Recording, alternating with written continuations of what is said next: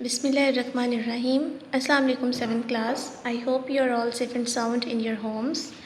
Let me tell you one thing that hopefully it is the last lecture of our summer vacation task. So you have to do it just once, that you just learn all these things. Okay, just come to the point. So this is basically our page number 13 and we are at the creative writing scene at a railway station. Creative writing का basically मतलब होता है कि आपने लिखना कुछ ऐसा है जिसमें कोई क्रिएटिविटी हो। क्रिएटिविटी मतलब हमेशा जब आप क्रिएटिविटी की बात करते हैं तो उसमें आपकी माइंड की बात आ जाती है कि आपने अपने दिमाग में जो भी अपने जहन में आता है वो आपने लिखते चले जाना है। तो सीन एट रेलवे स्टेशन का मतलब है कि आप किसी रेलवे स्टेशन पे गए हैं और वहाँ पे आपने मनाजिर बताने हैं वहाँ के कि वहाँ पे क्या हो रहा है, कैसे हो रहा है। तो let we have started our work. Creative writing में हम सबसे पहले उस जगह के बारे में बताते हैं या उस चीज़ के बारे में बताते हैं जिसके बारे में हम लिख रहे हैं। तो scene at a railway station, तो जगह हमारी रेलवे स्टेशन है। हम यहाँ पे ये लाइन लिख सकते हैं, a railway station is an interesting place. ठीक, आगे, it is a human museum और a fair of human faces. Human museum का मतलब कि ये ऐसी जगह है जहाँ पे आपको बहुत से इंसान नज़र आएंगे। Human museum and a fair of, fair मतलब मेला, a fair of human faces, के इंसानी शक्लों का मेला लगता है वहाँ पर। बहुत से लोग नज़र आते हैं, हर तरह के लोग नज़र आते हैं। ओके, अब बेसिकली जो क्रिएटिव राइटिंग हम लिख रहे हैं ये एक सीन एट रेलवे स्टेशन है, एक मनाजिर बताना है कि रेलवे स्टेशन पे क्या होता है। तो बेसिकली हम वहाँ से होकर आ चुके हैं, इसीलिए हम उसके बारे में लिख रहे हैं। तो हम ये ऐसे जो लिखेंगे ये एज इन पास्ट टेंस लिखेंगे। पास्ट टेंस का मतलब कि पुरानी गुजरी हुई बात। तो हम यहाँ पर जो भी टेंस यूज़ करें, जो भी हम हेल्पिंग वर्ब यूज़ करेंगे वो सेकेंड फॉर्म यूज़ करेंगे, क्योंकि सेकेंड फॉर्म ही पास्ट टेंस में यूज़ होती है। So as he have started yesterday, yesterday का मतलब जैसे कि आप जानते हैं कल। Yesterday I went to, went is the second form of go, railway station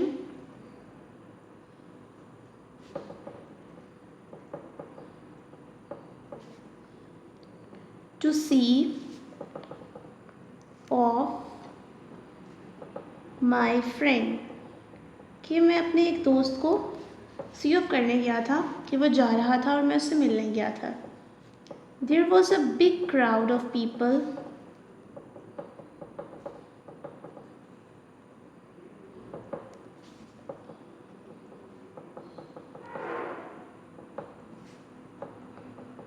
people लोगों का वहाँ पे बहुत हजूम था, बहुत रश था। द कूलीज, कूली होती हैं सामान उठाने वाले, देखे होंगे आपने। लाहौर स्टेशन पर तो सामान उठाने वाले बेसिकली ऑरेंज कलर की उनकी कमीज़ होती है, वाइट कलर की शलवार होती है। द कूलीज क्या करते हैं वो, वर कैरिंग लगेज, बैगेजेस भी कह सकते हैं, from one platform to another, platform sorry to another. ठीक, so we have complete our first paragraph. Basically जो पैराग्राफ होता है वो 6 to 7 लाइन्स का होता है। 6 to 7 लाइन्स के बाद हमने अपना नेक्स्ट पैराग्राफ स्टार्ट कर देना है। From here, the passengers, some passengers, के कुछ मुसाफिर। पैसेंजर्स क्या होते हैं, मुसाफिर। मैं आपको मीनिंग इसलिए बता रही हूँ ताकि आपको पता चल जाए कि क्या लिख रहे हैं। Some passengers were looking at the direction of, direction of incoming train, के कुछ लोग आने वाली ट्रेन की सिमत में देख रहे थे। ठीक, there was a great rush, rush का मतलब हजूम,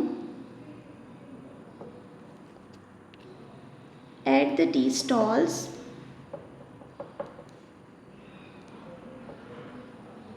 ठीक है। टी स्टॉल जो वहाँ पे थे वहाँ पे बहुत ज़्यादा रश था।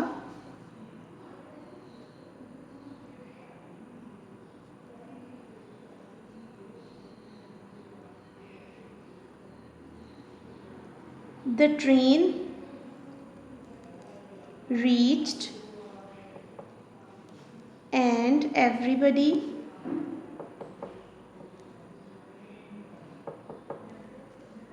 was in hurry। ट्रेन पहुंची और हर कोई बहुत ज़्यादा तेज़ी में था। People were trying to get good capacity, के लोग चाहते थे कि वो अच्छी जगह हासिल करें, तो इसीलिए वो बहुत तेज़ी से जाने शुरू कर दिए।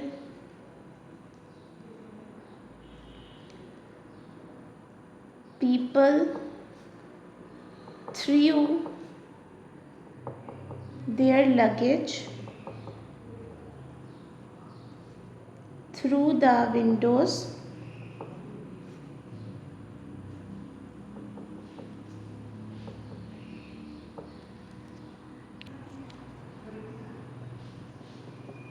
there was a great rush in and out, कि बाहर और अंदर बहुत ज़्यादा हुजूम था। Next paragraph.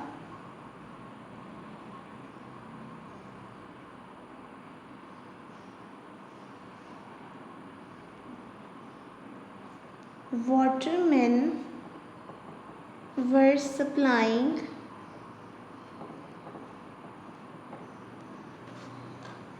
water at thirsty passengers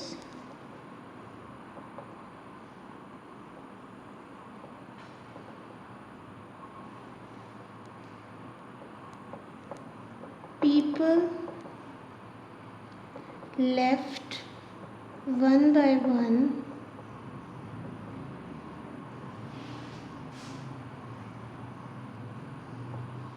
all the hustle and bustle, अफरा तफरी कहती हैं हसल एंड बसल को,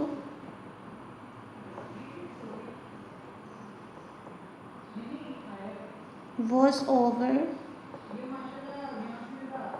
in few minutes, कि थोड़े से ही मिनटों में अफरा तफरी ख़त्म हो गई। So we have completed this. So this is our page number 14. We have completed our page number 13. Now this is story writing Dove in the Bee. मैं एक बात आपको बता दूं कि स्टोरी भी हमेशा पास्ट टेंस में होती है, क्योंकि कहानियाँ पुरानी होती हैं। पुरानी बात होती है तो उनको कहानी कहा जाता है। एक कहानी बन जाती है जो कि पुरानी होती है तो हम उसको हमेशा पास्ट टेंस में लिखते हैं। पास्ट टेंस की मैं आपको फॉर्मूला बता चुकी हूँ कि आपने सेकेंड फॉर्म यूज़ करनी है अगर तो सिंपल पास्ट टेंस है, और अगर तो वो पास्ट कॉन्टीन्यूस टेंस आ गया तो वॉज वर्ब का यूज़ होगा और आईएनजी लगा देंगे हम फॉर्म के साथ। So we have started dove and the bee. Basically dove and the bee फाख्ता और चुंटी, फाख्ता और मक्खी भी कह सकते हैं। ये कहानी जो है ये इसका उर्दू में अगर मैं इसको बताऊँ तो जैसा करोगे वैसा भरोगे, या डू गुड हैव गुड, कर भला सो हो भला, इस तरह के इसके मॉडल्स होते हैं। So we have started our story. A bee felt very thirsty one day. एक दिन एक मक्खी बहुत प्यास महसूस कर रही थी। It went to a stream to drink some water. वो पानी पीने के लिए एक नदी के किनारे गई। But it was driven away by the waves. लेकिन पानी की लहरों से वो साथ ही चलती चली गई। A dove saw all this from her nest. एक फाख्ता जो कि अपने घोंसले से ये सब कुछ देख रही थी। ही हर हार्ट मेल्टेड विद पिटी। और उसका जो दिल था वो हमदर्दी से पिघल रहा था। अब आगे क्या होता है मैं आपको एक और चीज़ बता दूं। स्टोरी की बेसिकली 3 पैराग्राफ्स होते हैं। फर्स्ट पैराग्राफ में थोड़ा सा इंट्रोडक्शन होता है। सेकंड पैराग्राफ में जो काम होता है, मतलब जो सालनेहा पेश आता है स्टोरी के अंदर, वो हम लिखते हैं।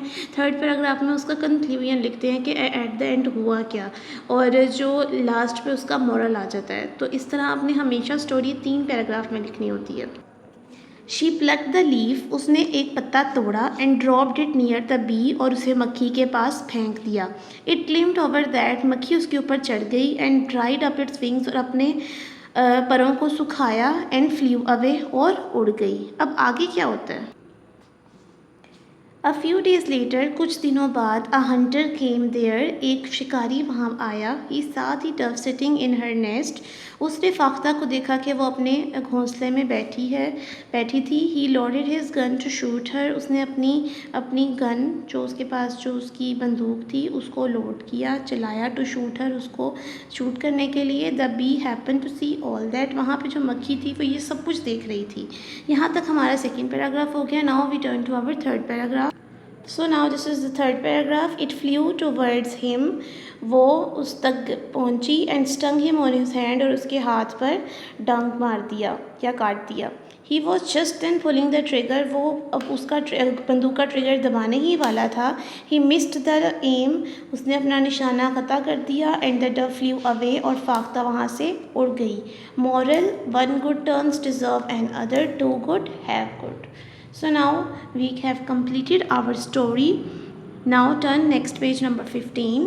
As you all see this is the letter. Write a letter to your friend for lend a camera. अपने दोस्त को ख़त लिखना है एक कैमरा उधार लेने पर.